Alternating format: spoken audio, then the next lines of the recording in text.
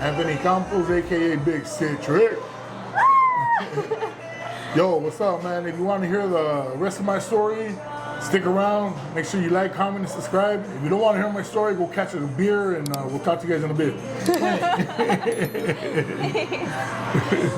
Now introducing our first segment of the podcast with Mr. Big Citric. We're going to be introducing the 3 H's. He's going to draw a picture describing his home, his hustle, and his hobby. So let's get into it. All right. Let's go. Here are your markers. Here's your tools. Let's go. So it has to be colorful, or it could be whatever your mind's eye wants. I mean, shoot, my mind ain't working too good right now, so let's see. I don't know. I think it's a dark color, but yeah. Okay, so what's got to be the first one? Let's do home. Okay, home. So where'd you grow up? Home. What reminds you of home? There. That's home? Yeah. Okay, talk to us. Downtown LA, I can see it from where I grew up. Oh, where are you from? Boyle Heights. Okay. So we used to sneak up on the rooftop, you know, and we used to just hang out, and you can just see all of downtown LA, and it all lit up. That's dope. So I always remember that view. The view. Yeah. That's home. That's where it's East at. LA, Boyle Heights. Now, your hustle. A hustle, man. What can I do with a hustle? Looks like an ice cream cone, but it's a microphone. Looks like a raspado, huh? Oh yeah, like a snow cone. Put little colors on it, little snow cone. It's cute. It's cute. Describe it. So it's basically a microphone, because the microphone's been pretty much my tool since I got into the entertainment industry, because I started in music back in the early 90s as a rapper, and then got into acting, and then did some voiceovers, and then transitioned into stand-up comedy. So it's like the microphone's always been there. That's your tool right there. Yeah. All right, now your hobby. What's something you've been interested into lately? Oh man, my hobby. You know what? One of my favorite hobbies is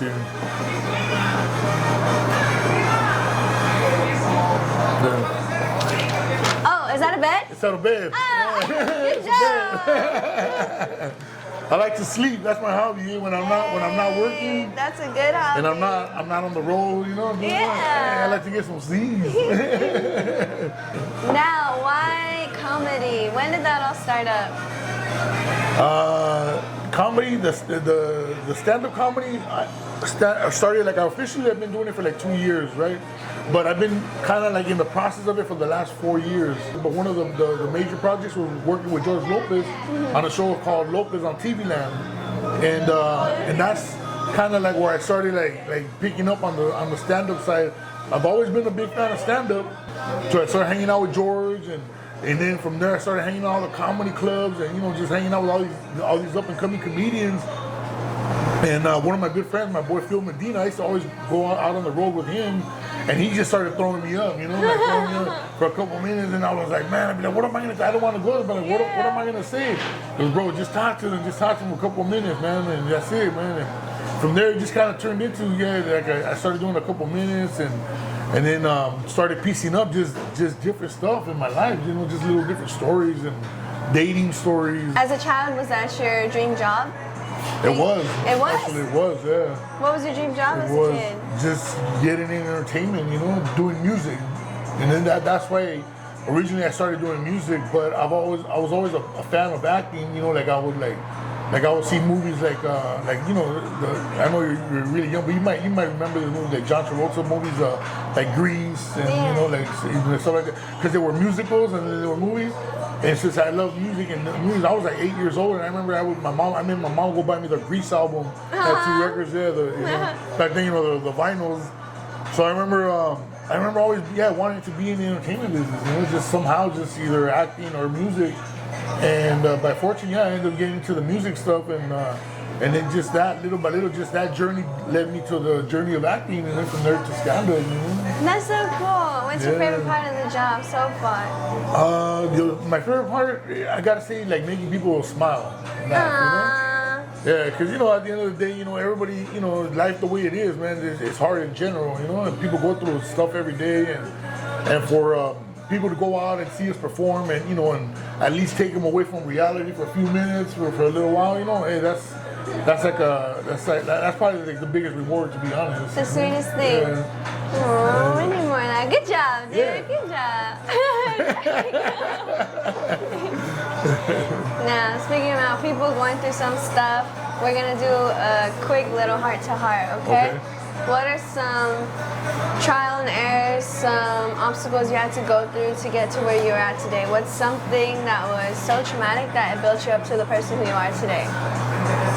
Oh man, I gotta say, just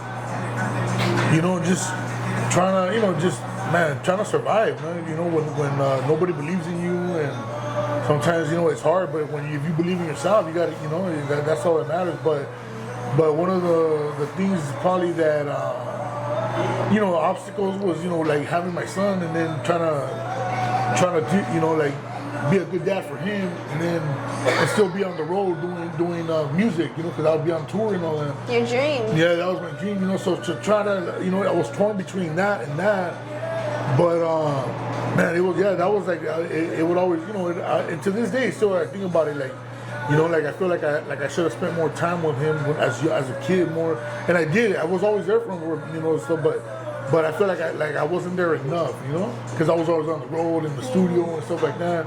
So, you know, that was one of the things.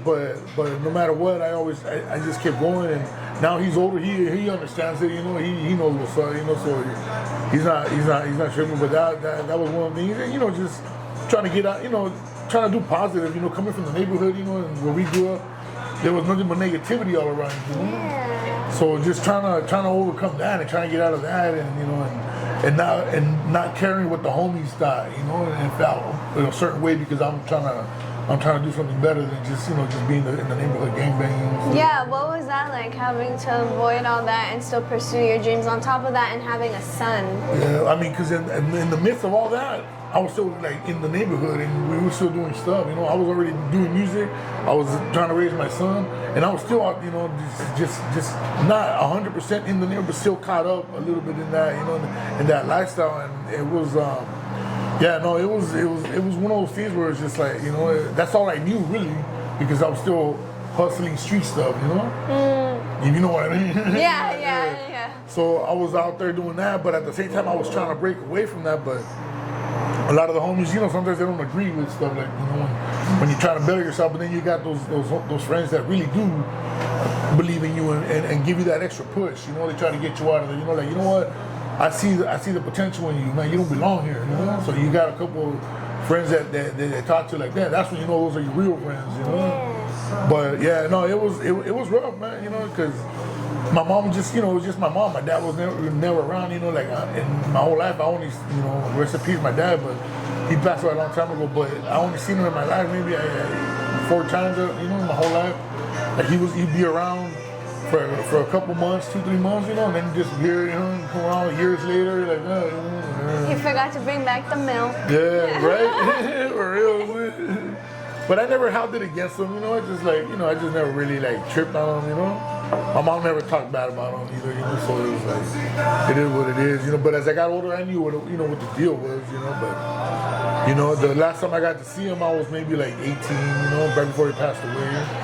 You know, so I'm just happy for the little bit of time we did get to spend, you know, together, and you know, it's just one of those things, you know. That's why I thought with my son, I wanted to be better, you know, than when my dad was, you know. So I try to be there with my son as much as possible, you know.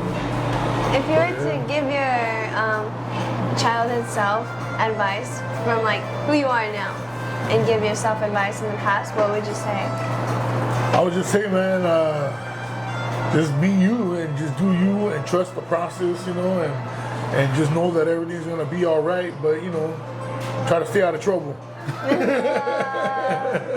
The no's and the no's. So as in, what is the must know for your line of work, and what is an absolute like no?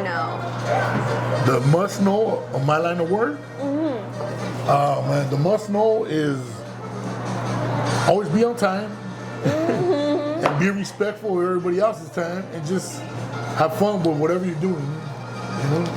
But clean fun. And absolute no-nos. And Like, the what's no-nos- something that you would advise others to not do? The no-nos is if you're like I get this a lot, like people are on set, and sometimes when you're on set, you don't 9 out of 10 times you don't use your own wardrobe, right? So they have other wardrobe. I've seen cases where people will be stealing the wardrobe, so that's a big no-no. Don't be stealing it, because then you don't get called back. Yeah, geez. I saw one time this guy stole a big thing of pretzels, a big barrel, the barrel of pretzels. He stole a big old barrel of pretzels. I didn't mean to, but I took it. I mean, the other homie took it. I just incriminated myself. Yeah, nah, don't be on set jacking stuff, man. That's one of the big no-nos in my line of work. Don't take the pretzel. Yeah, don't take the pretzels. Our next segment is, what's it like to be an adult? Man. He's like, I've been an adult for so long, I forgot. I'm trying to be a kid again. yeah. Yeah, I'll be honest with you, man. I wish I was 15 again. I was like, man, I don't want to be an adult no more, man.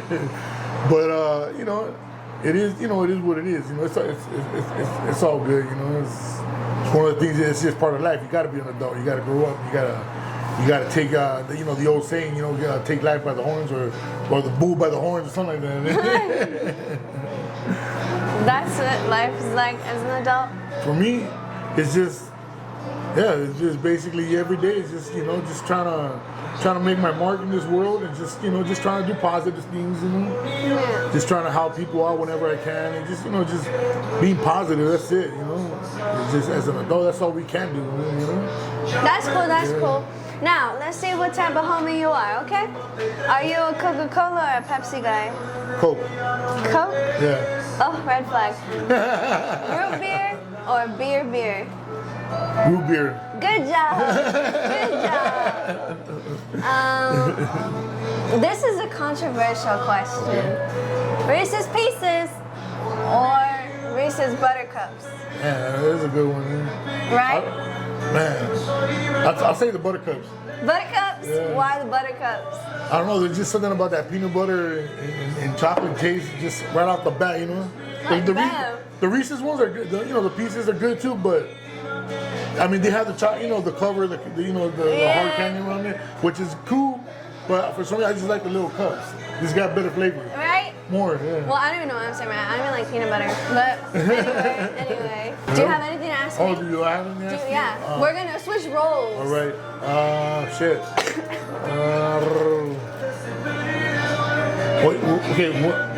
What made you get into what you're doing now? Podcasting and interviewing. Okay, let me get ready. Podcasting just came in with it because we had started the interviews and all that, and it went off like that. So then we wanted to start getting more intimate with the people and have them speak for a long amount of time. So then, bam, podcasting, and then we went to McDonald's, and then I got some Reese's Pieces for Big Citric, but then he didn't like them. So then we got an interview with him, and then he was like, "What is this girl saying right now? Like, I'm just gonna pretend here and listen to what she's saying, but I don't know what she's saying." And then, yeah, so now we're here. That's podcasting. Now, do you have fun doing it? Yeah, I mean, because that's what all matters. Everything, I feel like that's what a lot of people don't get in their heads, because we're so pushed for the path that's already set for us from school to getting a career and working under somebody else. But when I get to sit down and speak to people like you who are following their dreams without listening to the background noise and they do it, and it's so inspiring because I hear your guys' stories and I hear how you guys are just pushing forward and doing for yourselves, not only yourselves, but for the community as well. Yeah. When you said your favorite part, this is the summary discussion of the podcast. When you said that your favorite part was making people smile, I feel like that's something every comedian would say, but for some reason when you said it seemed very, very genuine. It didn't seem like a typical answer. So I was just that's cool. Yeah. Well, yeah, at the end of the day, it's not about the money. Exactly. It's not, it doesn't matter, if I go out and do shows, it doesn't matter, if I do a big show and they pay me cool, and shows that don't pay as well, I don't really care. It doesn't, Like it doesn't make a difference to me. I just want to go out there and just give it my all and make people smile and laugh, you know? Yeah. And bring a little bit of positivity and, just, some good humor because, like I said, at the end of the day, life is hard. A lot of shit just goes down, and just life is just hard in general. It's a struggle. So you know what I'm saying? The least I can do is at least bring a little bit of happiness to somebody, Yeah, I want to be happy right now because I want to laugh. So. Well, just look at me. I'm a joke. I was gonna say, what's like the most embarrassing moment that you've ever had in your career for comedy and in life in general? And then I'll tell you mine after. The biggest embarrassment, or like what was the most embarrassing moment? Let's start with comedy first. What was the most like during stand-up? Yeah. Have you ever had like a silent crowd before? You know what? I've been blessed enough to not have that. Oh, thank goodness. But I almost fell off stage one time. What? What? Tell me. I almost fell off stage because I don't know. I miscalculated where I was standing, and it was like a small little stage, and then there was like a table, like a small bar, intimate crowd, and I almost hit the lady with my foot. Oh my God! So I almost kicked her in the face by accident. Girl in the face? Yeah, I almost kicked her by accident. I was like, damn, man. I was embarrassed. I was like, shit. Like never coming to his show again. Yeah, that's the first thing people think. But that's the only thing I can think of as far as stand up. As stand up, so as far as embarrassing. Yeah. Acting. Acting. Can't say maybe. Maybe one time when we were filming the show Lopez with George Lopez, I think I forgot my lines. I remember I forgot my lines because I got stuck in my other co-host and her performance. Like she was really good. She's a theater actor, right? So I got really lost in her performance. And when it came to mine, we're going back and forth. One of those scenes where you're going back and forth. So when it came to me, I remember I forgot my lines, and then George looked at me, and he goes, "Hey, what's up, fool? You forget your lines or what?" And then he goes, and he started yelling, "Hey man, can we get another bald-headed cholo that can remember his lines? And he can't remember shit." And he started, everybody's laughing. So that's probably about the only thing. I would have turned so red. George Lopez putting me on the spot. Trust me, the rest of the season and the rest of the time I was working with George, I made sure I had all my lines on point. You did Because so I didn't want to good, go through that. I honestly, within our family household, your character, your role was the most entertaining to us. Oh, thank you. Yes, you're welcome. Thank you, appreciate it. You're welcome. And then in life, what was like the most embarrassing? Like you were Too like, many. I know, right? Like right now, I'm thinking because I told you I'd tell you mine after, but I have like so many. I can't, man. I'll be honest, man. I can't think of one, but I know there's been quite a few. There's been quite a few. Oh, I know which one to tell. Maybe one time walking around with a ketchup stain on a white shirt, I didn't even know it was there. Ooh. I think mine was more embarrassing because it was a vomit stain. Oh. So, my uncle took us to go hiking at the Culver City Stairs, right? And he at the time he was like really into like ginger shots and exercise and all that, right? Yeah. So he's like, "Here, Lena, take this ginger shot, and then we're gonna go up the stairs." And I was like, okay. And then I was scared to drink it because like it smelled like, to me, I didn't like it. So I was like, whatever, it's healthy, right? I chugged it. When we so we started going up the stairs and everything. And for some reason at the Culver City Stairs, everybody's like fit. And like athletic, and like they all look like they should be on a NFL team or whatever. And so I'm going up the stairs. Tell me why, like not even halfway through, like barely before the half checkpoint, I start throwing up chunks and chunks and chunks. And I look up and guess what I see? What? USC athletes, all tall, all athletes, all buff, and I'm over here just the whole throwing football up team chunks. in. I know. And then I made it up, and I just pretended like I didn't see them at all. I was so embarrassed. I did not want to look in their direction. I did not want them to see my face because they just saw like everything come out. Yeah, I would have probably ran too. Exactly. I was like, I'm not going to the stairs anymore. I literally did the trail by myself because I was too embarrassed to keep on going. Oh, that's wild. Yeah, I would have ran too. Especially it would have been a bunch of cheerleaders. Exactly. It was horrible. I was like, Jesus, never again. So every single time I see a ginger shot, I literally start like I get so nervous. Oh my God. Oh, that's wild. Yeah. No. Okay. But yeah, other than that, I can't remember anything else myself. Oh yeah, you still haven't said anything about the ketchup stain. That was it. I feel like everybody's accidentally walked out with the ketchup stain or like I a mean stain. that, and then it was on a white shirt, so it stood out, And then nobody told me anything. Okay then. So I got home that night, and I was like, oh man, what the? Well, here's a compensation for the embarrassing thing then. Okay. Like, what's something embarrassing that you won't tell anybody, but that you like your okay, we'll say like your secret pleasure, an embarrassing secret pleasure. Man, I love burritos. But everybody loves burritos. Okay then. Oh man, I don't know. Can't say that. You're making my job hard. Man, I'm trying to think. I'm Man, joking. oh man, shoot. I don't know. I mean, pumpkin pie. I love pumpkin pie. I really don't talk to anyone. Okay. What's the most unusual thing? The most unusual thing that you like that others don't agree with? Like, what's something that you like but a mass doesn't like? Or they'll be like, what's that? Ketchup on refried beans, I guess? I don't know. You like that? I used to. I haven't had it in a minute, but you know what? I think I'll make that when I get home. I used to put ketchup on everything. Oh, that's why you had the ketchup stain? Yeah. Oh, okay. Makes sense now. Totally. Yeah, I used to put ketchup on everything. My mom goes, hey, put ketchup on ketchup on los frijoles. I don't know which step, but She goes, why are you putting ketchup on the beans? Yeah. Well, that's how she sounded when she would tell me. But back then, it was just ketchup. You don't like ketchup? No. No, nothing at all? Not even on fries? I don't even like spaghetti. Oh, man, I just had that yesterday. Oh, man. Oh, shoot. What's a message that you could share to... The what? I didn't finish my sentence. Shit. I was like, what's a message? You said, what? A message that you could share to the youth. A message? Oh, man. The only thing is, I always say, if you really want to do something in life, just do it, and as long as it's positive, don't stop.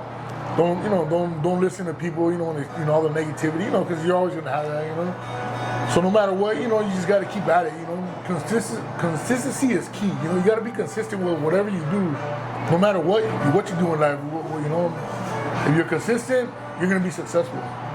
Consistency. Yeah. It got so serious. Yeah.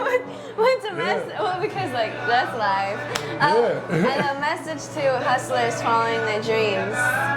Man, just keep doing your thing, man. That's it, man. The grind don't stop, and the hustle don't stop. Never ever. And you just gotta keep going, man. That's it. You know what I'm saying? It's a non-stop grind, dude. Even when you're at the top or you're doing whatever you're doing, it's still a non-stop grind. It never stops. And then just closing messages, because we're wrapping it up here, man. It was good sitting here talking with you, laughing about ketchup and... Speaking of ketchup, I'm already out. I gotta go buy a new bottle right now. Oh, dang, like that. Yeah, just basically, hey, thank you guys for watching, for tuning in. Thank you for having me. Tk you for being here. He just came from Pittsburgh. You already know. Anytime you guys need me, I'm there. Just appreciate all the love and support. And anybody want to find me on Instagram or social media, just at Big Citric. All my social media is Big Citric or my website BigCitric.com. And let's just keep it positive, and just mad love and respect to everybody out there. Thank you. Yeah. All right, here, folks. We wrapped it up. A good, funny podcast with Big Citric. I knew that was okay. Big Citric, everybody. As always, be kind, support each other, and keep hustling. Peace. Yeah, no, yeah.